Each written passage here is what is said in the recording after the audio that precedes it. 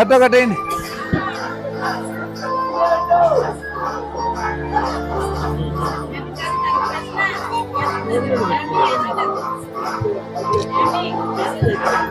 ఈసారి అటు ప్లేస్ ఉంది, అటు పెట్టాలి. నైట్ లైటింగ్ లేకపోతే ఇబ్బంది, అటు ఎక్కువ ఉంది.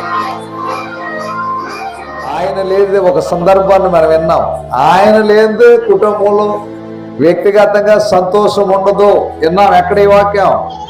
దేవుని స్తోత్రం. అన్నీ ఉంటాయి కానీ ఆయన ఉండాలి. ఆయన ఉంటేనే అన్నిటి ద్వారా ఆనందం. ఆయన లేకపోతే ఎన్నున్నా సంతోషం ఉండదు. కనుక ఇక్కడ అర్హులైన వారిని మాత్రమే దేవుడు పిలిచాడు, వచ్చారు. అందుకు మనం అందరం కూడా దేవుడు స్తోత్రం. హల్లెలూయ. ఇప్పుడు మన మధ్యలో సమయం చాలా ఇరువైంది కాబట్టి మన మధ్యలో దైవ సేవకులు ఇద్దరు ఉన్నారు. సమయానుకూలతను బట్టి చక్కని దేవుని వాక్యాన్ని మనం బోధించడానికి వారు సిద్ధంగా ఉన్నారు. కాబట్టి జాగ్రత్తగా పిల్లల్ని కంట్రోల్లో ఉంచుకొని సెల్ ఫోన్లు కొంచెం సైలెంట్ మూడ్లో పెట్టుకొని దేవుని వాక్యం ముందు శ్రద్ధ కలిగి ఎరగవలసిందిగా మనం చేస్తూ ఉన్నాను. ముందుగా మన దైవజనులు బాలా సాల్మన్ రాజు గారు మనందరికీ సుపరిచితులు. లోపూడి, పోలవరం, మంకొల్లు 3 చర్చిలు ఉన్నాయి. పొద్దున్నే 10 గంటలకు వచ్చారు. ఈ సహకారం నాకు తెలియదు, ఇట్లా చేయటం ఎప్పుడు చేయలే. ఈ రిస్క్ నాకు, కానీ ఆయన సహకారంగా ఉండి అన్నీ కూడా ఆయనే కష్టపడి ఈరోజు ఇక్కడ చిత్తపరిచాడు. వారు వచ్చి దేవుని వాక్యాన్ని అందించవలసిగా మనం చేస్తూ ప్రేమపూర్వకంగా దేవుళ్ళు ఆహ్వానించుదాం. Thank you. God bless you. దేవునికి స్తోత్రం. హల్లెలూయా. మంచిది. ప్రియ దేవుని బిడ్డలారా, యొక్క రాత్రికాల సమయంలో మనమందరము కూడా ప్రియ దైవ సేవకులు ఎం సర్వేశ్వరరావు గారి యొక్క ఆధ్వర్యంలో ఈ యొక్క క్రిస్మస్ ఆరాధన, క్రీస్తులో కూర్చున్నటువంటి ఆరాధన కొరకు ఆయా స్థలాల నుండి, ఆయా ప్రాంతాల నుండి ఈ స్థలానికి తరలి రావడానికి ప్రభు కృప చూపించినందుకై మొదటిగా దేవాతి దేవునికి స్తుతులు చెల్లిస్తూ, కుడి వచ్చిన మీ అందరికీ ప్రభువైన యేసుక్రీస్తు నామములో హృదయపూర్వక వందనాలు. ఈ సమయంలో మరి దైవ సేవకులు ఈ సమయాన్ని ఇచ్చినందుకై మిమ్మల్ని ఆహ్వానించి సమయంలో వచ్చినటువంటి దైవ సేవకులు రావణ సర్వేశ్వరరావు గారికి ప్రత్యేకమైన వందనాలు. అలాగనే వేదిక మీద ఉన్నటువంటి దైవజనులు, సీనియర్ మోస్ట్ దైవజనులు మరి పురుషోత్తమ చౌదరి గారికి కూడా ప్రభు పేరిట ప్రత్యేకమైన వందనాలు చెల్లిస్తున్నాను. ఎందుకంటే చాలా విలువైనటువంటి సమయం. మనం అందరము కూడా క్రీస్తును ఆరాధించుటకు స్థలానికి కూర్చున్నాం. క్రిస్మస్ అంటేనే క్రీస్తును ఆరాధించడం అనే అర్థాన్ని ఇస్తూ ఉంది. అయితే ప్రియ దేవుని బిడ్డలారా, మనం అందరము కూడా ఇలా కూడుకుని ఈ యొక్క డిసెంబర్ మాసంలో క్రీస్తును ఆరాధించుటకు మనం సిద్ధపడుతూ ఉండగా, మరి ఈ ఆరాధనకు గల ముఖ్య కారణం, ఎందుకు క్రీస్తుని ఆరాధించాలి,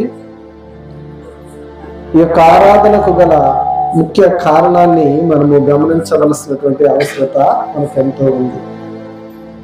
ప్రియ దేవుని బిడ్డలారా, ఈ యొక్క సమయంలో మనమందరము కూడా క్రీస్తుని గురించినటువంటి మాటలను మనం నేర్చుకుందాం.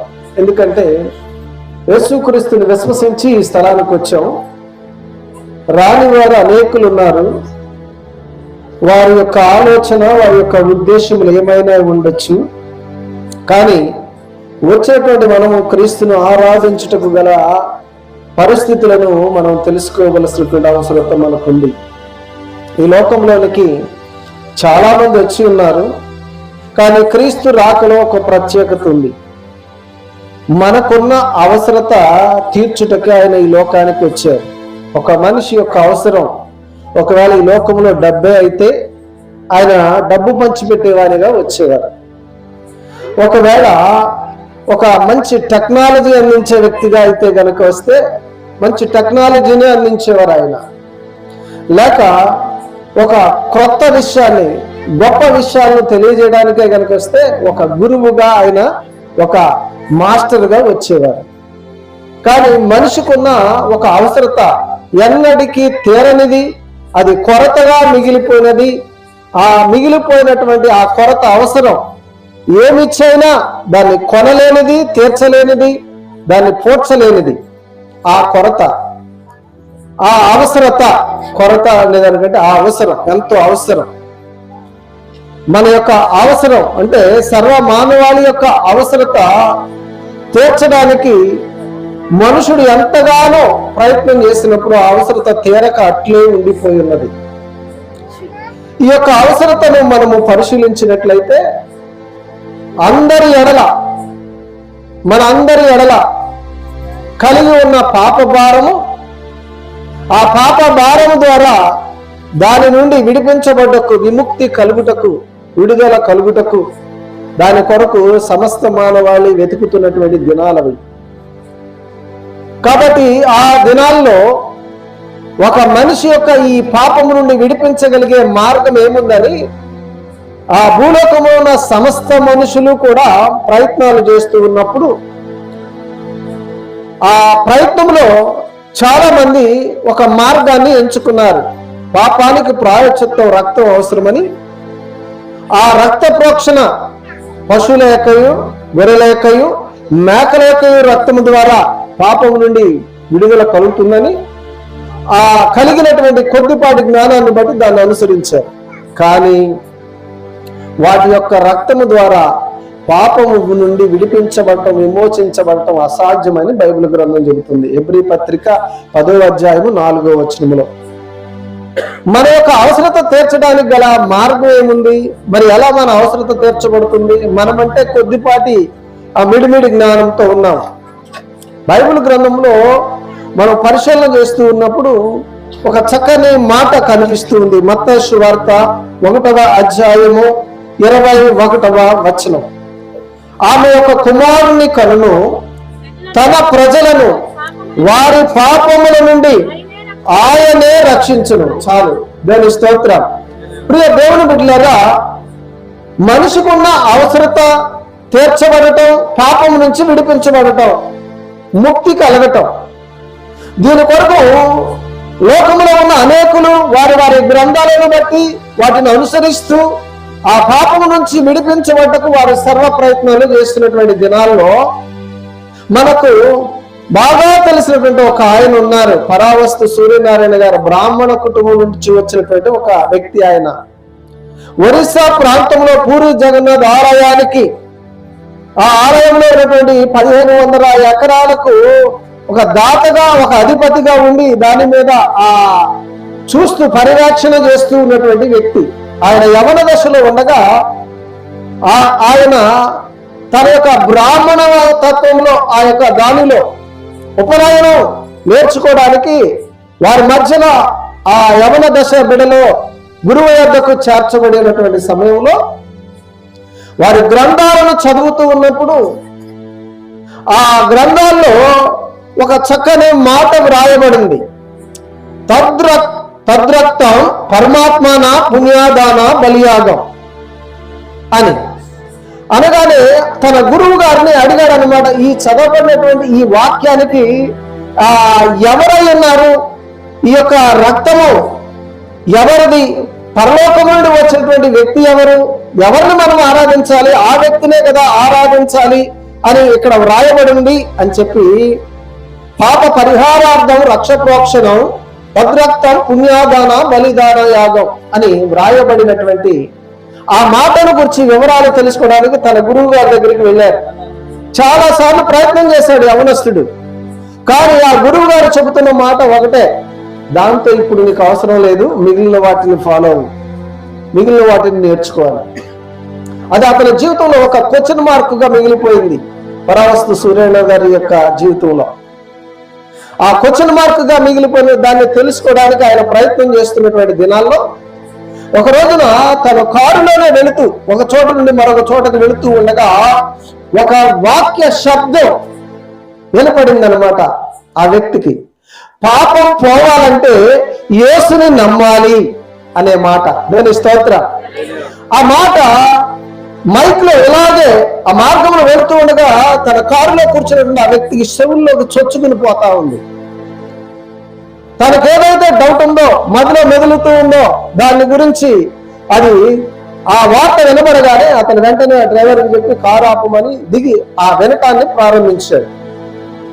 అలా ప్రారంభించినటువంటి ఆ వ్యక్తికి జవాబు దొరికింది. ఏమిటంటే, పాప పరిహారార్థం పరము నుండి దిగి వచ్చినటువంటి పరమాత్ముడైనటువంటి దేవాతి దేవుని యొక్క రక్తము కార్చడం ద్వారా పాప పరిహారం చెల్లించబడుతుందని ఆ వ్యక్తి యేసుక్రీస్తే అని అతను తెలుసుకుని మారు మనసు పొంది రక్షించబడి క్రీస్తు యొక్క సువార్తను చేపట్టి ప్రకటించడం ప్రారంభించాడు. దాని స్తోత్రం. ఒక మనిషి యొక్క అవసరం ఏమిటంటే విముక్తి కలగాలి, పాపం నుండి విముక్తి కలగాలి. ఎందుకు దాని నుంచి విముక్తి కలగాలి అంటే, సర్వలోకము కూడా సాతాను యొక్క గాఢాంధకారములో చిక్కబడి పాప బంధకాల చేత పట్టబడి నలిగిపోతున్నటువంటి స్థితిలో దేవుడు తన మానవాళి యొక్క స్థితిని చూసి కాలము పరిపూర్ణమైనప్పుడు తగిన కాలమున శరీరధారిగా కృపాసత్య సంపూర్ణుడిగా ఈ లోకంలోనికి వచ్చేటువంటి సమయంలో గాబ్రియేలు దూత ఒక భక్తి పరురాలైనటువంటి దేవుని యందు భయము భక్తి కలిగి దేవుని చిత్తానుసారంగా దీనురాలుగా ఉన్నటువంటి మరియను దర్శించి చెప్పబడినటువంటి మాట అది. పాపముల నుండి తన ప్రజలను పాపముల నుండి ఆయన రక్షించుటకు వచ్చి ఉంటున్నాడు ప్రభు. మనిషి యొక్క అవసరతను తీర్చడానికి ఈ లోకములో ఎవరు తీర్చలేనిది, దీనికి పరిష్కారం లేనప్పుడు ఆయన ఈ లోకానికి రావటం అనేది చక్కని మార్గాన్ని తెలియజేస్తుంది. ఆనాటి కాలంలో ప్రాముఖ్యంగా ప్రియ దేవుని బిడ్డలారా, లూకాసు వార్తలో కొంతమంది భక్తులు ఆయన రాకడ కొరకు ఎదురు చూస్తున్నటువంటి దినాలవి. లూకాసు వార్త 2వ అధ్యాయము ప్రియ దేవుని బిడ్డలారా 25వ వచనం. యెరూషలేమునందు సిమియోనును ఒక మనుషుడుండెను, అతడు నీతిమంతుడును భక్తిపరుడునై ఉండి ఇశ్రాయేలు యొక్క ఆదరణ కొరకు కనిపెట్టుకువాడు. ఆదరణ కొరకు కనిపెట్టువాడు అంటే బాధలో ఉన్నారు, దుఃఖంలో ఉన్నారు, అవసరంలో ఉన్నారు, వేదనలో ఉన్నారు. అది ఎవరు తీర్చలేనిది. తరతరాలుగా కొన్ని వందల సంవత్సరాలు గడిచినా అది తీర్చలేనట్టే ఉంది. దాని విషయంలో ప్రజలు ఆదరణ పొందలేని స్థితిలో మిగిలిపోయారు. అయితే చదవబడిన గ్రంథాల ప్రకారం ఇశ్రాయేలుని ఆలబోవాడు ఈ భూలోకంలోనికి రాబోతున్నాడని, ఆయన ఒక కన్యక ద్వారా జన్మించబోతున్నాడని, దాని కొరకు దేవుడు యందు భయభక్తులు కలిగి ఆ వాక్యాన్ని బట్టి కనిపెడుతున్నటువంటి వ్యక్తుల్లో ఒక ఆయన సిమియోను. అలా కనిపెడుతున్నప్పుడు అతని జీవితంలోనికి ఒక ఆనమాలు కనిపించింది. ఎలా ఆనమాలంటే, పరిశుద్ధాత్మ ప్రేరణ చేత ఆ వ్యక్తి ఈ వ్యక్తి అని తెలుసుకోగలిగాడు. దాని స్తోత్రం. ఇప్పుడు తెలుసుకున్నటువంటి ఆ వ్యక్తి నిండు వృద్ధాప్యంలో ఉన్నాడు. దేవుని యొక్క రాకను గ్రహించినటువంటి ఆ వ్యక్తి క్రీస్తును చూడకుండా తాను కొనుక్కోబడని నిరీక్షణ కలిగి ఎదురు చూస్తూ ఉన్నాడు. పరిశుద్ధాత్మ చేత తెలపబడిన వాడే. ధర్మశాస్త్రము చొప్పున 8వ దినమున యేసుక్రీస్తు బాలుడై ఉండగా సున్నతి చేయుటకు దేవాలయంలోకి తీసుకొస్తూ ఉండగా ఆ శిశువును చూసినటువంటి ఆ వ్యక్తి చెబుతున్నటువంటి ప్రాముఖ్యమైనటువంటి మాట 29వ వచనంలో ఉంది. నాదా, ఇప్పుడు నీ మాట చొప్పున సమాధానముతో నీ దాసుని పోనిచ్చుచున్నావు. ప్రియ దేవుని బిడ్డలారా, ఏదైతే ఒక మనిషి యొక్క అవసరత ఉందో ఆ పాప పరిహారార్థం దాన్ని ఎన్నటికీ తీసివేయలేని స్థితిలో ఉండగా, ముక్తి దొరకక, ఆ ఆదరణ లేక, సమాధానం కొదువై ఆ ఆదాము అవ్వల నుండి కోల్పోయినటువంటి ఆ సమాధానము దొరకక మనుషుడు అల్లాడిపోతున్నటువంటి స్థితిలో ఆ స్థితి నుంచి విడిపించబడుటకు సమాధానకర్తగా ప్రభువే ఈ లోకానికి వచ్చాడు. యెషయా గ్రంథంలో రాయబడిన రీతిగా ఆయన పేరు సమాధానకర్త అని ఉంటుంది అక్కడ. ఆయనే సమాధానకర్తగా వచ్చాడు. ఇప్పుడు సమాధానం దొరికింది. ప్రశ్న మిగిలిపోయింది. మా బ్రతుకులు ఇలాగే ఉండిపోవాలా? నశించిపోవాలా? మాకు విముక్తి లేదా? ముక్తి మార్గం లేదా అని వారు కనిపెడుతున్నటువంటి దినాలు, వెతుకుతున్నటువంటి దినాల్లో సమాధానం దొరికింది ఆ భక్తుడైనటువంటి సిమియోనుకి. ప్రియ దేవుని బిడ్డలారా, ఇప్పుడు అతని యొక్క జీవితంలో సమాధానం దొరికింది. అంటే నేను కొనుక్కోబడుతున్నానంటే విముక్తి కొరకు, పాపం నుండి విముక్తి కొరకు ప్రజాపక్షమున యజ్ఞ పశువుగా రాబోతున్నటువంటి ప్రభువైన యేసుక్రీస్తు శరీరధారిగా ఈ లోకానికి వచ్చాడని గ్రహించగలిగాడు. దాని స్తోత్ర. రెండవది ఏంటంటే వెలుగుగా, కృత్రిమమైన వెలుగు కాదు, ఆధ్యాత్మిక జీవితంలో ఆత్మ సంబంధమైనటువంటి చీకటిలో అనేకులు నశించిపోతూ ఉన్నారు. అపోస్తులైనటువంటి పౌలును గురించి వాక్యం రాస్తూ 26వ అధ్యాయం అపోస్తుల కార్యాలు 18వ వచనంలో అక్కడ ప్రభువే సాక్ష్యం ఇస్తూ ఉన్నాడు. మరలా ప్రభు తెలియజేయబడిన మాటనే పౌలు గారు సాక్ష్యం ఇస్తూ ఉన్నాడు. నన్ను చూసి ఉన్న సంగతిని గురించి, నేను నీకు కనబడబోను సంగతిని గురించి, నిన్ను పరిచారకునిగా సాక్షిగాను నియమించుటకే కనబడి ఉన్నాను. నీవు లేచి నీ పాదములను మోపు నిలుపుము. నేను ఈ ప్రజల వలన, అన్యజనుల వలన హాని కలగకుండా నిన్ను కాపాడేదను. వారు చీకటిలో నుండి వెలుగులోనికి, సాతాను అధికారములో నుండి దేవుని వైపు తిరిగి, చాలు ప్రియ దేవుని బిడ్డలారా, ఆ గొప్ప వెలుగుగా, అన్యజనులకు వెలుగుగా వ్రాయబడిన మాటను పరిశీలిస్తే అనేకులు సాతాను యొక్క అంధకారంలో చిక్కబడి చీకటిలో ఉంటున్నటువంటి జనాంగంలో దేవుని వైపు తిరగడం ద్వారా వెలుగులోనికి నడిపించబడతారని, ఆయన అన్యజనులకు వెలుగుగా ఉన్నాడన్న సంగతిని గుర్తు చేస్తూ, అలాగనే మూడవ విషయం ఏంటంటే సకల ప్రజల ఎదుట సిద్ధపరిచిన రక్షణ అంటాడు. రక్షణ అంటే ముక్తి అని అర్థం. అంటే రక్షించేవాడు అంటే కాపాడేవాడు అని అర్థం. ముక్తి అంటే విడిపించేవాడు. దేని నుంచి? నరకము నుండి విడిపించేవాడు. ఈ నరకము నుండి విడిపించేవాడు అయినటువంటి వాడుగా రక్షకుడు అయినటువంటి యేసుక్రీస్తు, యేసు అనగా రక్షకుడు అని అర్థం ఇస్తూ ఉన్నది. రక్షించుటకు అభిషేకించబడిన వాడిగా ఈ లోకంలోనికి వచ్చాడు. ఆ సంగతి ఆ వ్యక్తి సాక్ష్యం ఇస్తూ ఉన్నాడు. కాబట్టి మనిషి యొక్క అవసరత సమాధానపరచబడుతున్నాం. సాతాను యొక్క అంధకారంలో నుండి విడిపించబడి దేవుని వైపు తిరగడం ద్వారా వెలుగులోనికి నడిపించబడుతున్నాం.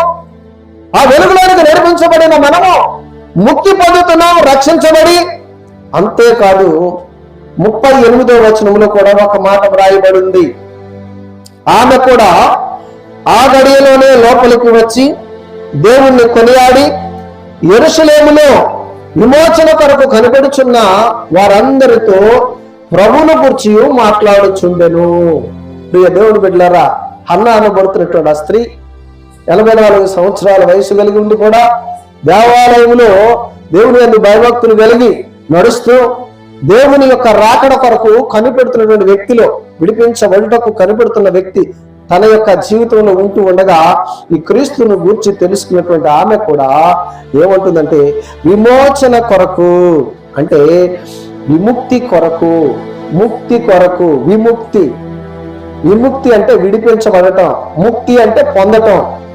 ప్రియ దేవుని బిడ్డలారా, ఈ స్థితిలోనికి నడిపించుటకు ఆమె కూడా ఉంచబడింది. కారణం ఏమిటంటే ప్రియ దేవుని బిడ్డలారా, ఈ లోకంలో అనేకులు నశించిపోతా ఉన్నారు సాతాను యొక్క అంధకారంలో. నువ్వు దేవునితో సమాధానపరచబడ్డావు. నీ పాపములను ఒప్పుకుని రక్షించబడి అంధకారపు స్థితిలో నుంచి విడిపించబడి వెలుగులోనికి నడిపించబడి, ఆనాడు ఏ వ్యక్తి అయితే ఏ ప్రభుని ఆరాధించాలని వెతికాడో సర్వ గ్రంథాల్లో వెతికినప్పుడు తనకు దొరికినటువంటి ఆ సమాధానమును బట్టి పరావస్తు సూర్యనారాయణ గారు ప్రభువుని అంగీకరించి ఆ అనేకులకు సాక్షిగా ఉంటూ గొప్ప సేవ చేసినటువంటి వ్యక్తిగా ఉన్నారు. దేవుని స్తోత్రం. మనం కూడా రక్షించబడ్డాం, విశ్వసించాం, యేసుక్రీస్తు రక్షకుడని నమ్మాం. కాబట్టి క్రీస్తును నమ్మినటువంటి మన జీవితాల్లో పాపము నుండి, పాప బంధకాల నుంచి విడిపించబడ్డాం. దేవుని స్తోత్రం. ఈ విడిపించబడినటువంటి మనము మనకు కలగజేసినటువంటి ఈ గొప్ప రక్షణను నిర్లక్ష్యం చేయకుండా క్రీస్తును ఆరాధించేవారిగా మనం మార్చబడ్డాం. కానీ అనేక మందికి క్రీస్తును ఆరాధించేటువంటి స్థితి కలగలేదు. కారణం ఏంటంటే యోహాను సువార్తలో వ్రాయబడింది, మొదటి అధ్యాయములో వ్రాయబడిన మాట వారి యొక్క జీవితాల్లో కొదువుగా ఒకవేళ అది వారి జీవితాల్లో అలా ఉంటూ ఉందేమో చూడండి ఒకసారి. 8వ అధ్యాయము 8వ వచనం, 1వ అధ్యాయం 8వ వచనం. అతని మూలముగా అందరూ విశ్వసించినట్లు అతడు ఆ వెలుగును గురించి సాక్ష్యం ఇచ్చుటకు సాక్షిగా వచ్చెను. అతడు ఆ వెలుగై ఉండలేదు గాని ఆ వెలుగును గురించి సాక్ష్యం ఇచ్చుటకు అతడు వచ్చెను. నిజమైన వెలుగు ఉండెను, అది లోకంలోనికి వచ్చుచు ప్రతి మనుషుణ్ణి వెలిగించుచున్నది. ఆయన లోకంలో ఉండెను, లోకం ఆయన మూలముగా కలిగెను, కానీ లోకం ఆయనను తెలుసుకొనలేదు. ఆయన ఎవరో, ఆ నిజమైన వెలుగు ఎవరో, ఆ రక్షకుడు ఎవరో, ఆ పాపం నుండి విముక్తి కలగజేసేవాడు ఎవరో, ఆధ్యాత్మిక జీవితంలో అంధకారంలో కొట్టుమిట్టాడుతున్నటువంటి వారికి నిజమైనటువంటి ముక్తి ప్రదాత ఎవరో వారు తెలుసుకోలేకపోయారు. తెలుసుకున్నటువంటి మనము క్రీస్తుని గూర్చి ఆరాధించేటప్పుడు ఆ క్రీస్తుని గూర్చిన మాటలు తెలియజేయడానికే ఈ యొక్క క్రిస్మస్ వేడుకలను జరుపుకుంటూ ఉన్నాం. అంతేకాదు తెలుసుకున్నటువంటి మనము క్రీస్తుని మహిమపరుస్తున్నాం. తన ప్రజలైన వారిని పాపముల నుండి విడిపించిన మాట మన జీవితాల్లో దేవుడు నెరవేర్చి మనల్ని రక్షించాడు. వేల స్తోత్రం. కాబట్టి ఈ యొక్క రాత్రి కాల సమయంలో నీ జీవితంలో, నా జీవితంలో క్రీస్తును అంగీకరించినటువంటి నీవు నిజమైన క్రిస్మస్ ఆనందం పొందటం ఏంటంటే రక్షకుని పొందుకున్న నువ్వు మరలా పాప స్థితిలోనికి దిగజారిపోకుండా ఆ జీవపు వెలుగులో నడుస్తూ ఆయన వాక్యమును ప్రాచుర్యం చేయడం ద్వారా నిజమైన క్రైస్తవుడిగా, క్రీస్తుని గూర్చి ఆరాధించేవాడిగా, క్రీస్తు నామాన్ని గణపరిచేవాడిగా ఉండటం గొప్ప ధన్యత. మనందరి జీవితాలు నిశ్చయముగా అట్టి వెలుగులో, దేవుని వెలుగులో నింపబడి మనమందరము కూడా ప్రభు యొక్క శ్రేష్టమైనటువంటి మాటల ద్వారా నడిపించే బిడ్డలుగా మనం ఉందాం. ఇటు మాటలు దేవుడు దీవించబడును గాక. ఆమేన్. వాళ్ళ నాన్నగారు అప్పుడు నజరుగా ఎన్నుకున్నారు మోక్షానందమయ్య గారు. ఇప్పటికీ అదే పోస్ట్ లో కొనసాగుతున్న చాట్రాయ మండలంలో 76 మంది సేవకులకు నజరుని ఆ నాన్నగారు వైస్ ప్రెసిడెంట్ గారు. ఆయన ప్రభునందు నిద్రించారు. వాళ్ళ కుమారుడు పురుషోత్తమ చౌదరి గారిని ఆ పోస్ట్ లో మరి దేవుడు మండలి ఊళ్ళో పిలిచి వైస్ ప్రెసిడెంట్ గా, మాకు మండల సేవకులకు వైస్ ప్రెసిడెంట్ గా ఉంటున్న పురుషోత్తమ చౌదరి గారు మా వాణి అందరూ తప్పకుండా ఒకసారి దేవుని స్తోత్రం చెప్తామా? గట్టిగా దేవునికి చేతులు పైకెత్తి స్తోత్రం చెప్పండి. హల్లెలూయా. మంచిది. ఈ సమయమున పెద్దలు పాస్టర్ సర్వేశ్వరరావు గారికి, వారి కుటుంబ సభ్యులందరికీ కూడా మా కుటుంబం తరపున, సంఘము తరపున నేను నిండు వందనాలు చెల్లించుకుంటున్నాము. అదేవిధంగా నాకు ముందు వాక్యం చెప్పిన దైవజనులు లోకూడి నుంచి వచ్చిన పాస్టర్ గారికి కూడా నేను వందనాలు చెల్లించుకుంటున్నాను. అలాగనే చక్కగా అరేంజ్మెంట్ చేసిన సంఘస్థులకు కూడా నేను మా కుటుంబం తరపున, సంఘము తరపున మీకు కూడా నేను మనస్ఫూర్తిగా వందనములు చెల్లించుకుంటున్నాను. ఒక్కసారి చేతుల పైకి గట్టిగా ఆ ప్రభువైన యేసు నామము మహిమపరచబడినట్లుగా స్వరమెత్తి గట్టిగా దేవుని స్తోత్రం చెప్పండి. ఇంకొకసారి గట్టిగా హల్లెలూయా, హల్లెలూయా. పిల్లలు కూడా చక్కగా పాటలు పాడారు, చక్కగా డాన్స్ చేశారు. నాకైతే బాగా నచ్చింది. మరి వారు ఎవరో నాకు తెలియలేదు. చక్కగా డాన్స్, నువ్వే కదా నాన్న డాన్స్ చేసిన పిల్లలకు చప్పట్లు ద్వారా వాళ్ళని కొద్దిగా అభినందించండి. బాగా చేశారు నాన్న, బాగా చేశారు. God bless you all. మంచిది. నేను కొద్ది క్షణం మాత్రమే వాక్యం చెప్తాను, మీరు శ్రద్ధగా వినాలి. మనందరికీ తెలుసు క్రిస్మస్ అనేది ప్రభువైన యేసు జన్మించిన ఒక దినముగా, ఒక వేడుకగా ఈ ప్రపంచమంతటా మనం జరుపుకోవటము చూస్తున్నాము. ఎంతకు యేసు ప్రభు ఎందుకు జన్మించాడు? బైబిల్ ఏం చెప్తుంది? యేసు ప్రభు ఎందుకు ఈ లోకములో జన్మించాడు? ఆయన ఎందుకు పుట్టాడు? బైబిల్ ఏం చెప్తుంది? అలాగనే ఎలా జన్మించాడు? ఆయన ఈ లోకములో జన్మించిన తర్వాత ఆయన చేసిన పనులేంటి? ఆయన జన్మించిన దాని వలన మానవాళికి కలిగిన గొప్ప మేలులేంటి? వీటిని మనము క్లుప్తముగా విందాము. వినటానికి ముందు కొద్ది క్షణం ప్రార్థన చేద్దాం. పరిశుద్ధుడా, నీకు వందనాలు, స్తోత్రం తండ్రి. ఎదుగో ప్రభువా, ఈ కూడి వచ్చిన నీ బిడ్డలందరినీ నీ చేతికి అప్పగిస్తున్నా. అదే విధంగా ఈ యంత్ర శబ్దము ద్వారా నీ మాటలు ఎందరు వింటున్నారో వారందరినీ నీ చేతికి అప్పగిస్తున్నాను. పరిశుద్ధాత్మదేవ, యేసును గురించి రాత్రి మీరు సాక్ష్యం ఇవ్వండి. వింటున్న వారందరూ కూడా యేసును గూర్చి తెలుసుకొని ఆయనను రక్షకుడిగా, ప్రభువుగా అంగీకరించి నీ రాజ్యములోనికి వారందరూ వారసులుగా మారుటకు సహకరించండి. ఈ సమయాన్ని నీకు అప్పగిస్తున్నాను. ప్రతి ఒక్కరిని నీ ఆత్మ స్వాధీనములో ఉంచుకొని మీరు మా అందరితో మాట్లాడమని ప్రభు అయిన యేసుక్రీస్తు నామమున ప్రార్థన ద్వారా అడిగి వేడుకుంటున్నాము పరమ తండ్రి, ఆమేన్. స్తోత్రం చెప్దామా?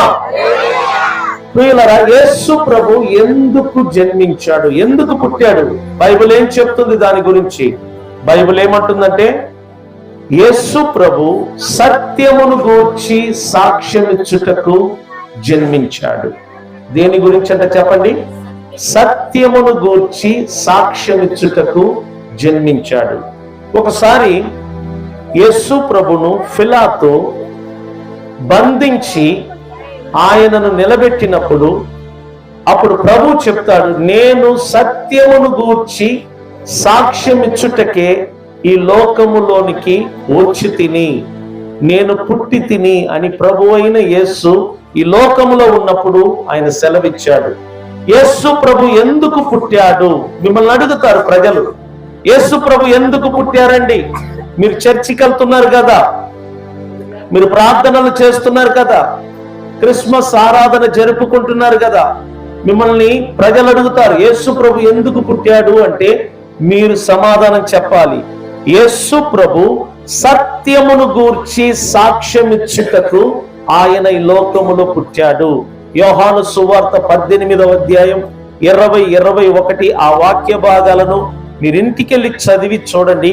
అక్కడ క్లియర్ గా ఉంది, యేసు ప్రభు సత్యమును గూర్చి సాక్ష్యము చెప్పుటకు, సత్యమును గూర్చి సాక్ష్యము చెప్పుటకు ఆయన పుట్టాడు. చూడండి, యేసు ప్రభు పలికిన ప్రతి మాటలు కూడా సత్యము. సత్యము అనగా మార్పు లేనిది. చెప్పండి, సత్యం అంటే ఏంటి చెప్పండి? మార్పు లేనిది. మనం మాట్లాడుతున్న ప్రతి మాటల్లో మార్పులు కనబడతా ఉంటాయి. ఒక క్షణం మాట్లాడే మాటలు మరికొద్ది క్షణములో మన మాటలు మారిపోతూ ఉంటాయి. వాతావరణాలు మారిపోతా ఉంటాయి. ఈ ప్రపంచంలో జరుగుతున్న ప్రతి సంఘటనలు మారిపోతూ ఉంటాయి. కుటుంబములో ఒక క్షణము సంతోషం ఉంటది, మరి గంటలో దుఃఖము ఏర్పడుతూ ఉంటది. మనుషులలో చూడండి, ఎప్పుడు మనుషులు ఎలా మారుతూ ఉంటారో ఎవరికి తెలియదు. కానీ సత్యం అంట మార్పు లేనిది. కాలాలు గడిచిన, సంవత్సరాలు దొర్లిపోయిన సత్యం అనేది ఎన్నడూ మారదు. యేసయ్య మాట్లాడిన ప్రతి మాటలంట సత్యము. ఆయన ఏమన్నాడు తెలుసునా? నేనే మార్గమును, నేనే సత్యమును, నేనే జీవమునై ఉన్నాను. నా ద్వారా తప్ప ఎవడును తండ్రి యొద్దకు రాడు. అనగా యేసు లేకుండా దేవుని యొద్దకు ఏ మానవుడు కూడా రాలేడు. అది సత్యము. కాబట్టి యేసు ఎందుకు పుట్టాడు అంటే సత్యమును గూర్చి సాక్ష్యమిచ్చుటకు. రెండవదిగా, యేసు ఈ లోకములో ఎలా జన్మించాడు? మీరు చూడండి, మిమ్మల్ని అడుగుతారు మీరు ఎలా జన్మించారు అంటే మీరు చెప్తారు మా తల్లిదండ్రుల ద్వారా జన్మించాము. ప్రతి ఒక్కరిని చెప్తాం, పిల్లల్ని అడుగుతాం మీరు ఎలా జన్మించారంటే మా తల్లిదండ్రుల ద్వారా జన్మించాము. కానీ యేసు ప్రభు ఈ లోకములో ఎలా జన్మించాడు? బైబిల్ చెప్తుంది, యేసు ప్రభు ఈ లోకములో పరిశుద్ధాత్మ వలన జన్మించాడు. మనమందరము తల్లిదండ్రుల వలన పుట్టాము. కానీ యేసు ప్రభు ఒక్కడు మాత్రమే పరిశుద్ధాత్మ వలన పుట్టాడు. పాపము లేనివాడుగా జన్మించాడు, పరిశుద్ధుడిగా జన్మించాడు. దేవదూతలు అంటారు ఆయన జన్మమును గూర్చి, యేసు పరిశుద్ధాత్మ వలన జన్మించాడు, పాపరహితుడుగా జన్మించాడు, పరిశుద్ధుడుగా జన్మించాడు. యేసయ్యలో పాపము లేదు. ఆయన శరీరములో గాని, ఆయన ఆత్మలో గాని, ఆయన మనస్సులో గాని, ఆయన జీవితములో గాని పాపం అనేదే లేదు. పాపరహితుడు. చెప్పండి, మన యేసయ్య ఎటువంటి వాడంటే చెప్పండి గట్టిగా అందరూ. పాపరహితుడు. చెప్పండి అందరూ చెప్పండి. యేసయ్య ఎటువంటి వాడు? పాపరహితుడు. అంటే పాపము లేనివాడుగా జన్మించాడు. మనమైతే పాపములో పుట్టాము, పాపములోనే పెరిగాము, పాపములోనే జీవిస్తున్నాం. అందుకే చూడు, మన మాటల్లో పాపం ఉంటది, మన ఆలోచనలో పాపం ఉంటది, మన జీవితంలో పాపం ఉంటది, మన కుటుంబంలో పాపం ఉంటది. ఈ లోకమంతటా పాపము లేని స్థలం మనం చూడాలనుకున్నా చూడలేము. ఎందుకంటే ఒక మానవుని ద్వారా పాపము ఈ లోకములో ప్రవేశించి ఈ ప్రపంచాన్ని, మానవులను అపవిత్రముగా చేసి దేవునికి ఈ లోకము, మానవ జాతి ఎంతో దూరమైనది. పాపమంట మనిషిని దేవుని నుండి దూరం చేస్తున్నది. కానీ యేసు ప్రభు పాపరహితుడుగా పుట్టాడు, పరిశుద్ధాత్మ వలన పుట్టాడు, పాపము లేనివాడుగా పుట్టాడు. ఆయన జీవితంలో పాపము లేదు, ఆయన మాటల్లో పాపము లేదు, ఆయన ఆలోచనలో పాపము లేదు, ఆయన శరీరములో పాపము లేదు. అంత పరిశుద్ధుడుగా యేసు ప్రభు ఈ లోకములో జన్మించాడు. ఎందుకు తెలుసునా? పాప లోకమును తన రక్తము ద్వారా కడిగి పరిశుద్ధపరచి ఈ లోకమును దేవునితో సమాధానపరచటానికే దేవాతి దేవుడే మానవ రూపములో పరిశుద్ధుడుగా యేసు అనే నామములో ఈ లోకానికి వచ్చాడు. యేసు పాపరహితుడుగా రావటానికి కారణం ఏంటంటే పాపములో పుట్టి పెరిగిన మానవులను దేవునితో సమాధానము చెయ్యటానికి. స్తోత్రం చెప్దామా ప్రియులారా?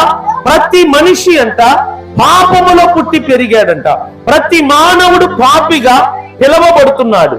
మనిషి పాపము చేసి పాపిగా మారలేదండి. మనిషి ఆదాము వంశావళిలో పుట్టిన దాని వలన, ఆదాము రక్తములో పుట్టిన దాని వలన మానవులందరూ పాపమును వారసత్వంగా పొందారు. ప్రతి మానవుడు వారసత్వంగా పాపమును పొందాడు. ఆ పాపము వలన మరణము జీతముగా అనుగ్రహించబడ్డది. కాబట్టి పాపము మనం చేసి పాపులుగా మారలేదు, కానీ ఆదాము కుటుంబములో మనం జన్మించిన దాని వలన పాపము మనకు వారసత్వంగా కలిగినది. ఆ పాపము వలన మరణము కలిగినది. మరణము అంటే ఆత్మ సంబంధమైనది. ఈ మరణము వలన ఒక మానవుడు దేవుని నుండి దూరం అవుతున్నాడు. ఈ మరణము వలన ఒక మానవుడు దేవుని సన్నిధి నుండి, దేవుని మహిమ నుండి దూరం అవుతున్నాడు. నరకం అంటే ఏంటో మీకు చెప్తున్నాను వినండి. నరకము అనగా దేవుడు లేని స్థలము. చెప్పండి, నరకం అంటే ఏంటి చెప్పండి? మీరు మాట్లాడాలా? నరకం అంటే ఏంటి? నరకం అంటే మనం ఏదేదో ఊహించుకుంటాం. నరకం అంటే వామ్మో అది ఎంతో భయంకరంగా ఉంటది. నరకము అనగా దేవుడు లేని స్థలము. దేవుడు లేని స్థలమేనండి నరకం. మీ ఇంట్లో దేవుడు లేకపోతే ఖచ్చితంగా నీ ఇల్లు ఒక నరకంగా ఉంటది. నరకములో అరుపులు ఉంటాయంట, నరకములో ఏడుపు ఉంటదంట, నరకములో కేకలు ఉంటదంట, నరకములో గలిబిలి ఉంటదంట, నరకములో చీకటి ఉంటదంట. మీరు ఎప్పుడైనా చూడండి, చీకటిలో ఉన్న ప్రజలు వారి చుట్టూ ఏమున్నదో వారి కంటికి కనబడదు. వారు ఎటువైపు వెళ్తున్నారో వాళ్ళకు తెలియదు. వారి కుడి ప్రక్కన, ఎడమ ప్రక్కన, ముందు వెనక ఏమున్నదో వారికి తెలియదు. చీకటిలో ఉన్న వారు ఎప్పుడు కూడా తడువులాడుతూ ఉంటారు. వారి గమ్యం ఏంటో తెలియదు, రేపు వారి స్థితిగతులు ఏంటో తెలియదు. అలాగనే దేవుడు ఏ కుటుంబములో లేడో, ఏ జీవితములో దేవుడు లేడో, వారి కుటుంబ పరిస్థితులు కూడా చీకటిలో ఉన్నవాడు లాగానే తడువులాడుతూ ఉంటారు. వారికి గమ్యము తెలియదు, రేపటి దినము ఏం జరుగుద్దో వారికి తెలియదు, వారి ప్రయాణం ఎటువైపో వారికి తెలియదు, వారి ముందు ఏమున్నదో వారికి కనబడదు, వారి ముందు చెడు ఉన్నదా మంచి ఉన్నదా తెలియదు. వారి స్థితిగతులు ఎలా ఉంటాయంటే గలిబిలిలాగా ఉంటది. అలాగనే దేవుడు ఏ కుటుంబములో లేడో ఆ కుటుంబ స్థితిగతులు అలాగనే ఉంటాయి.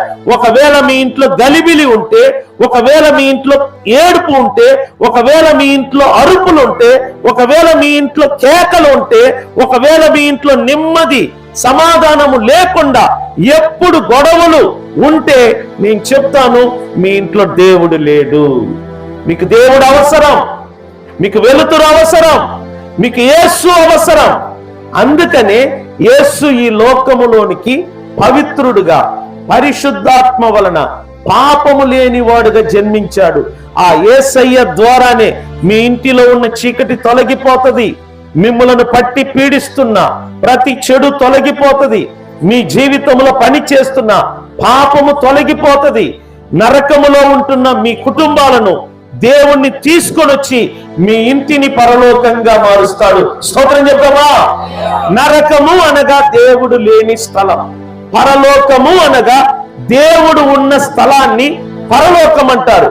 యేసయ్య ఈ లోకానికి పవిత్రుడుగా ఎందుకు వచ్చాడంటే, పాపులను రక్షించుటకు, పాపాత్ములను విడిపించుటకు, పాపము నుండి మానవ జాతిని కడిగి పరిశుద్ధపరచుటకు యేసు ప్రభు ఈ లోకములోనికి పరిశుద్ధాత్మ వలన పరిశుద్ధుడిగా జన్మించాడు. మూడవదిగా చూడండి, మూడవదిగా యేసు ప్రభు ఈ లోకములోనికి వచ్చి మానవులకు ఏం చేశాడు? మనకేం చేశాడు యేసు ప్రభు? మంచి ప్రశ్న. ఈ ప్రశ్నకు సమాధానం చూడండి.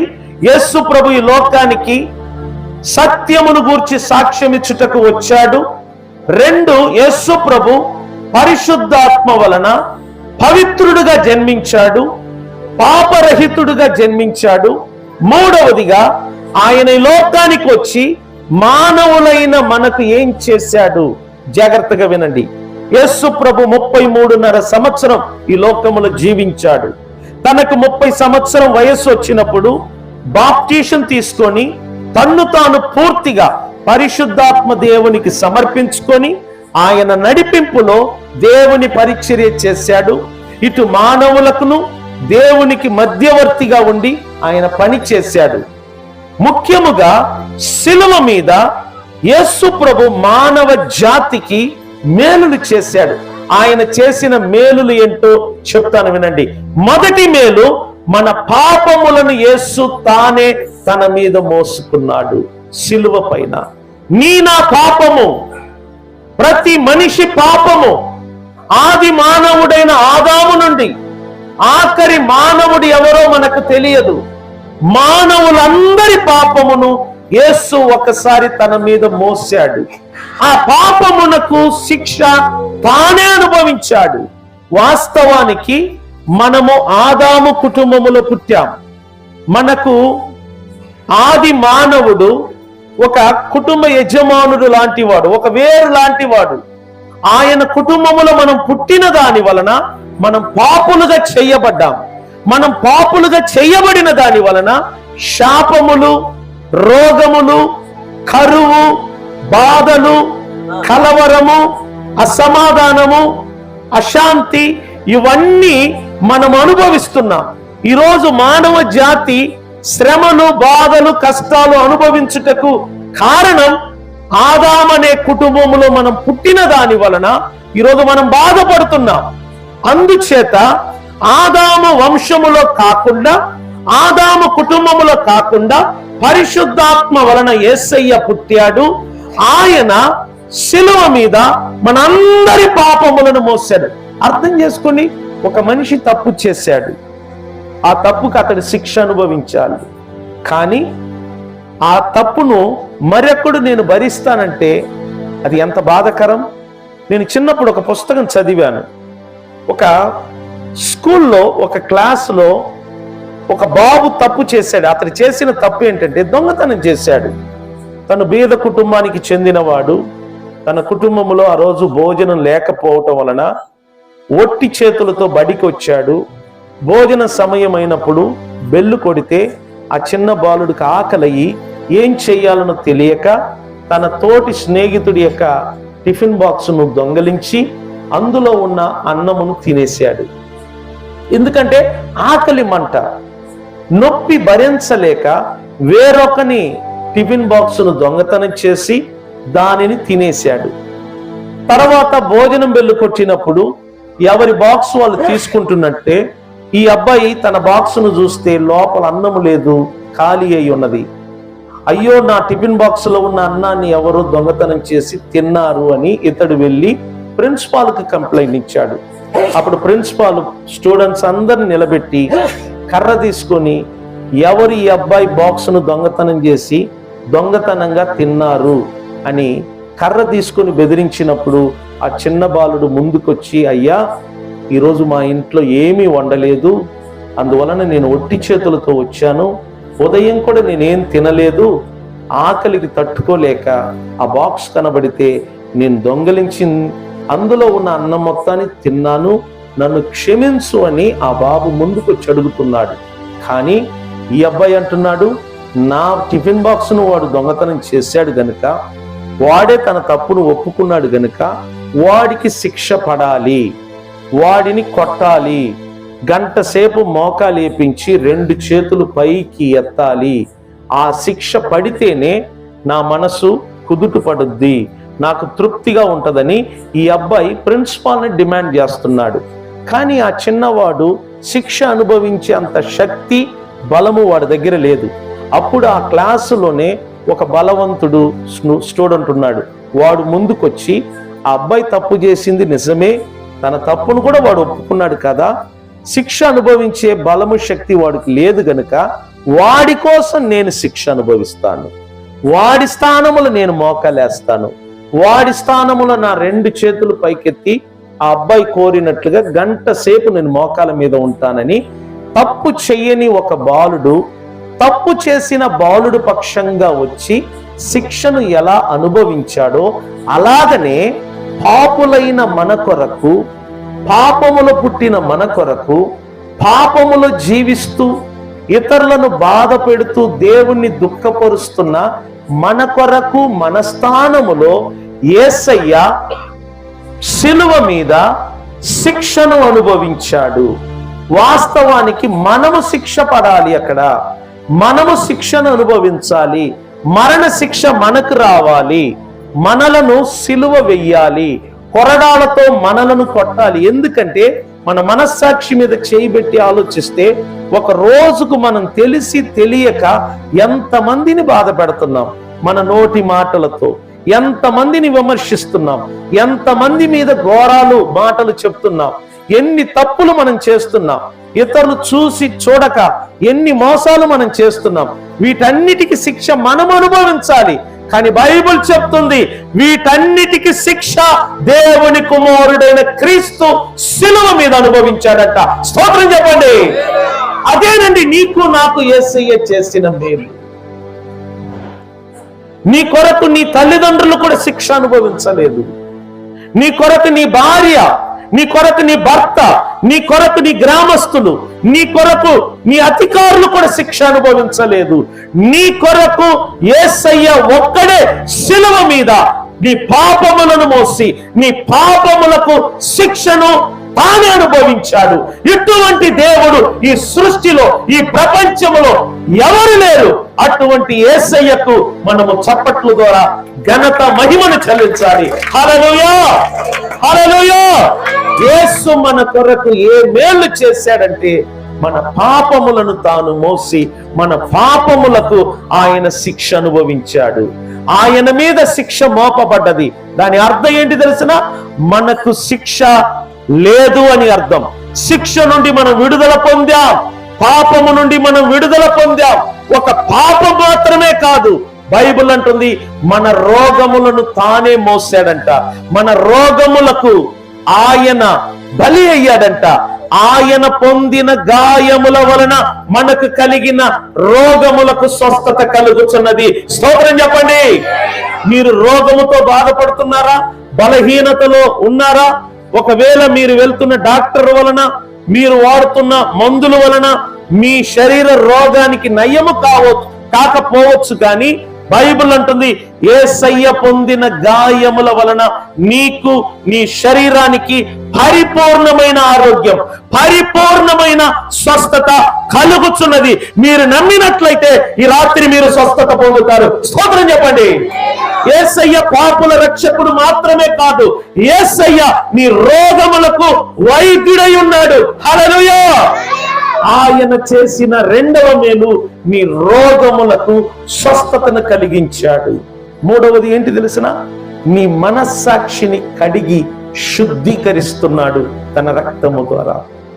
మనం చేసిన తప్పులు పాపాలన్నీ చూడండి మనస్సాక్షిలో రికార్డ్ అయి ఉంటది. దేవుడు మన తప్పులను మర్చిపోయాడు, దేవుడు మన పాపములను మర్చిపోయాడు. బైబిల్ అంటుంది, ఇక ఎన్నటికి నేను మీ పాపములను జ్ఞాపకములో చేసుకోనని దేవుడు అంటుంటే, మనం చూడండి చిన్న చిన్న తప్పులను, పొరపాట్లను ఇక్కడ దాచుకొని భయపడుతూ ఉంటాం. మనుషులు కూడా మన తప్పులను ఎత్తి చూపిస్తూ ఉంటారు. నేను చెప్తున్నాను, యేసయ్య రక్తం అంట నీ మనస్సాక్షిని శుద్ధీకరించింది. యేసయ్య రక్తం అంట నిన్ను దేవునితో సమాధానపరుస్తుంది. ఆయన రక్తం అంట మనలను పరిశుద్ధుడైన దేవునితో సమాధానపరిచిందంట. ఒకప్పుడు పాపం అంట దేవుని నుండి మనలను దూరం చేసింది. ఇప్పుడు యేసయ్య రక్తము దూరమైన మనలను తండ్రి అయిన దేవునితో సమాధానపరిచింది. స్తోత్రం చెప్పమా. ఆయన చేసిన మూడవ మేలు నీ మనస్సాక్షిని కడిగి శుద్ధీకరించింది. తన రక్తము ద్వారా ఆయన నిన్ను దేవునితో సమాధానపరిచింది. అది మాత్రమే కాదు, ఆయన మరణము వలన నీకు నూతన జీవము, నిత్య జీవము నీకు కలిగినది. యేసయ్య మరణించటం వలన మనకు నిత్య జీవము కలిగింది. బైబిల్ అంటుంది, మనమంట మరణములో నుండి జీవములో దాటి ఉన్నామంట. దాని అర్థం ఏంటంటే, పాపము వలన మనము మరణమును జీతముగా పొందాం. మరణము అంటే ఆత్మీయ మరణం. మానవుడు జన్మిస్తున్నప్పుడు వాడి ఆత్మ దేవుని ఆత్మ నుండి దూరమై ఉన్నది. యెషయా తన గ్రంథములలో రాశాడు, మీ పాపములు దేవుని నుండి మిమ్మలను దూరముగా చేసింది. మీ పాపములు దేవునికి మీకు మధ్య అడ్డుగోడగా ఉన్నది. మీరు ప్రార్థించిన దేవుడు వినడు. ఎందుకంటే మీ పాపములు మీ స్వరము దేవుని యొద్దకు వెళ్ళనీయకుండా అడ్డుగోడగా ఉంటుందంట. కానీ ఆ అడ్డుగోడను యేసయ్య తొలగించి మనకు దేవునికి మధ్యవర్తిగా నిలబడ్డాడు. స్తోత్రం చెప్పవా. ఇప్పుడు మనకు దేవునికి అడ్డుగోడ లేదు, మనకు దేవునికి విరోధము లేదు, మనకు దేవునికి వైరము లేదు, మనకు దేవునికి మధ్య సమాధానం ఉన్నది. యేసు ప్రభుని ఎందరు నమ్ముతారు, యేసు ప్రభును రక్షకుడుగా ప్రభువుగా ఎంతమంది అంగీకరిస్తారో వారందరూ సృష్టికర్త అయిన దేవునికి బిడ్డలుగా జన్మిస్తున్నారు. వారందరూ దేవుని బిడ్డలుగా మారుతున్నారు. వారందరూ పరలోక సంబంధులుగా మారుతున్నారు. వారందరూ వెలుగు సంబంధులుగా మారుతున్నారు. వారి చరిత్ర మారుతున్నది, వారి కుటుంబం మారుతున్నది, వారి బ్యాక్గ్రౌండ్ మారుతుంది. ఇక్కడ నుండి మనమందరము దేవుని బిడ్డలుగా పిలవబడుతున్నాము. స్తోత్రం చెప్పండి. యోహాను తన పత్రికలు అంటాడు, మనము దేవుని పిల్లలముగా పిలవబడుటకు ఆయన ఎట్టి ప్రేమను చూపెను చూడుడి. మనము దేవుని పిల్లలము. ఈ లోకము మనలను ఎరగదు, మన వాల్యూ ఏంటో మనమేంటో ఈ ప్రపంచానికి తెలియదు. ఎందుకంటే దేవుడంటే ఏంటో ఈ సృష్టికి ఈ ప్రపంచానికి తెలియదు. మనం ఎవరో తెలుసా? మనము దేవుని బిడ్డలము. గర్వంగా చెప్పాలా, నేను దేవుని బిడ్డను, నేను సృష్టికర్తకు జన్మించిన బిడ్డను. నా తండ్రి సింహాసనములో కూర్చొని ఉన్నాడు. యేసు ప్రభు ద్వారా మనమందరము దేవుని పిల్లలుగా జన్మించిన నబిన వారు. స్తోత్రం చెప్పండి. మీలో ఎంతమందికి చావంటే భయం? చాలా మందికి చావంటే భయం. కానీ మీకు ఒక విషయం చెప్పేనా, మనం ఎప్పుడో మరణాన్ని దాటి జీవములోనికి వచ్చాం. మన ఆత్మకు చావు లేదు, మన ప్రాణమునకు చావు లేదు. మన శరీరం మాసిపో ఒక బట్టల్లాగా. ఈ షర్ట్ చూడండి, రోజు వాడుతూ ఉంటే షర్టు రాను రాను చినిగిపోతుందంట. చినిగిపోయిన షర్టును పక్కన వేసి కొత్త షర్ట్ వేసుకుంటాను. అట్లాగనే నీ శరీరము ఈ షర్టు లాంటిది. కొంతమంది 30 సంవత్సరం, మీలో 60 ఉన్నారు, 50 ఉన్నారు. ఇన్ని సంవత్సరాలు మీ శరీరము చొక్కాలాగా పాడవుతా ఉంటది. ఏదో ఒక రోజు మీ శరీరమును వదిలి మీరు బయటికి వస్తారు. మీ ప్రాణాత్మ బయటికి వస్తుంది. దేవుడు ఏం చేస్తాడంట తెలిసిన, ఈ శరీరాన్ని మీ బంధువులు పాతి పెడతారు. దేవుడంట మీకు నూతన శరీరాన్ని ఇస్తాడంట. స్తోత్రం చెప్పండి. ఆ శరీరానికంట ముడత, మచ్చ, డాగు ఉండదంట. ఆ శరీరానికి ముసలితనం రాదంట. ఆ శరీరం అంట ఎప్పుడు యవనంగా ఉంటదంట. దాని పేరే ఏంటో తెలిసిన, మహిమగల శరీరము. స్తోత్రం చెప్పండి. ఆ శరీరానికి కాలు నొప్పులు ఉండదు. ఆ శరీరానికి షుగర్ రాదు. ఆ శరీరానికి కరోనా వైరస్ వలన ఎఫెక్ట్ రాదు. ఆ శరీరానికి మొలలు రాదు. ఆ శరీరానికి పక్షవాత రాదు. ఆ శరీరానికి బ్రెయిన్ స్ట్రోక్ రాదు. ఆ శరీరానికి తలనొప్పి, మోకాలు నొప్పి ఏది రాదు. ఎందుకంటే యేసయ్య ఏ శరీరాన్ని కలిగి ఉన్నాడో అదే సమరూపమైన శరీరాన్ని దేవుని బిడ్డలైన మనకు ఇవ్వబోతున్నాడు రాబో దినములలో. నమ్మిన వారు స్తోత్రం చెప్పండి. కానీ మనం చెయ్యవలసినది ఒకే పని, ఆ యేసును రక్షకుడుగా, ప్రభువుగా మనం అంగీకరించాలి. ఆయన సిలువలో మన కొరకు ఎన్నో మేళ్లు చేశాడు. చివరిగా ఆయన మన కొరకు ప్రాణం పెట్టాడు. మన కొరకు సమాధి చేయబడ్డాడు. తిరిగి 3వ రోజు మన కొరకు తిరిగి లేచాడు. ఇప్పుడు పరలోకమందు దేవుని కుడిపార్శ్వమున కూర్చొని ఆయన ఏం చేస్తున్నాడు తెలిసిన, నీ కొరకు, నీ కుటుంబము కొరకు మీరు పరిపూర్ణంగా, అనగా మీ ఆత్మ, మీ ప్రాణము, మీ శరీరము, మీ 3 భాగాలు రక్షణ పొందినట్లుగా మీకోసం యేసయ్య ఎడతెగక ప్రార్థిస్తున్నాడు. ఇప్పుడు మనం క్రిస్మస్ వేడుక చేసుకుంటే ఆయన మన కోసం ప్రార్థిస్తున్నాడు. స్తోత్రం చెప్పండి. ఈ వాక్యం ఎక్కడ ఉంది? హెబ్రీలకు రాసిన పత్రిక 7వ అధ్యాయం 24, 25 మీరు ఇంటికెళ్ళి చదివి చూడండి.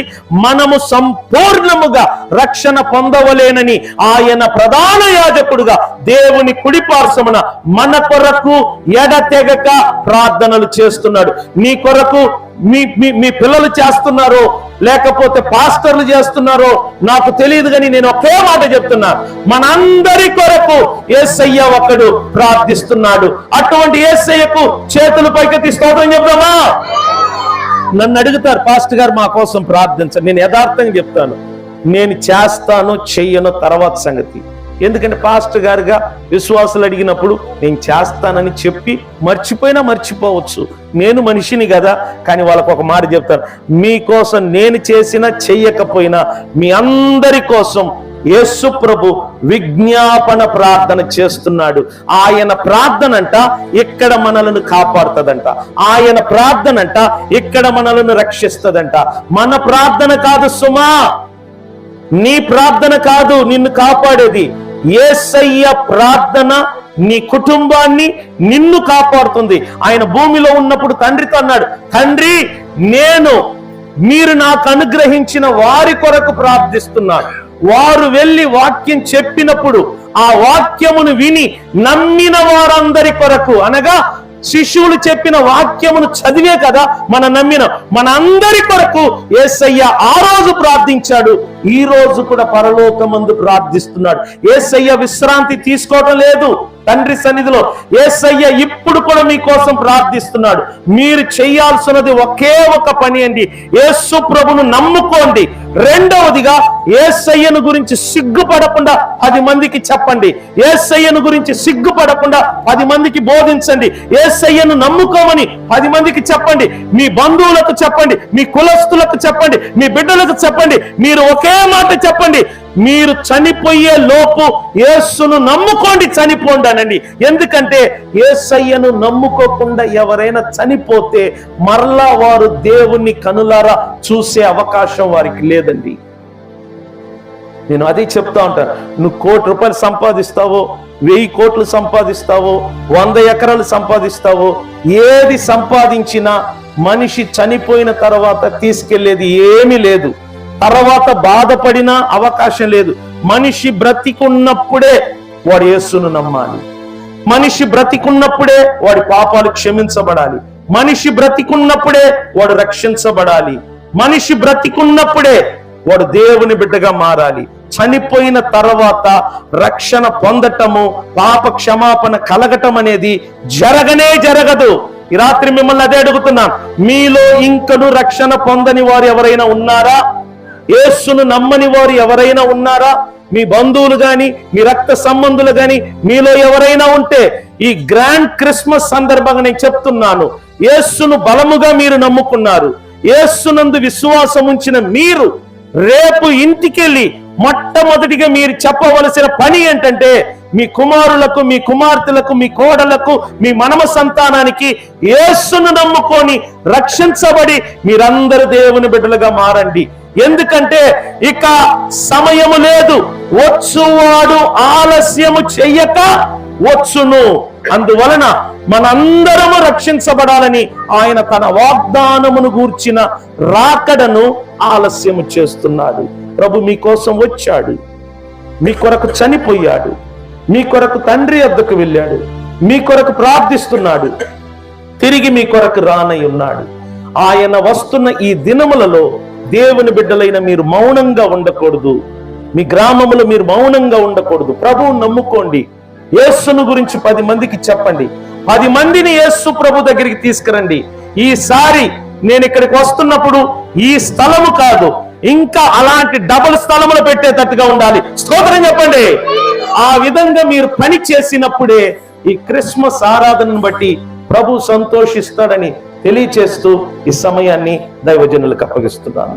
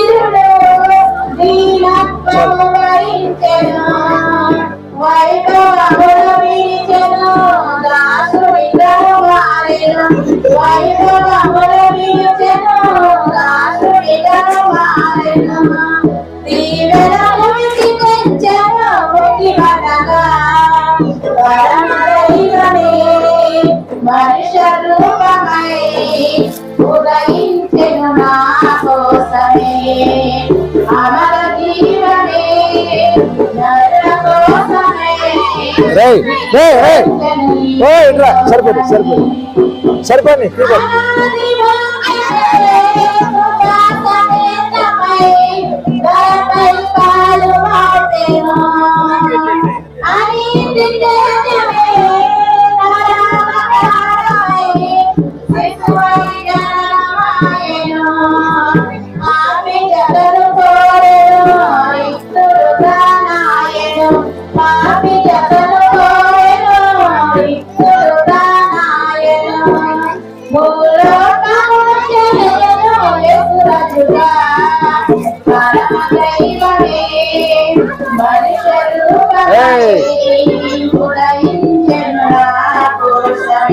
లోపలికి వెళ్ళి ఒక క్యాలెండర్ పెట్టి, లోపలికి వెళ్ళి ఒక క్యాలెండర్ మర్చి తీసుకురా క్యాలెండర్.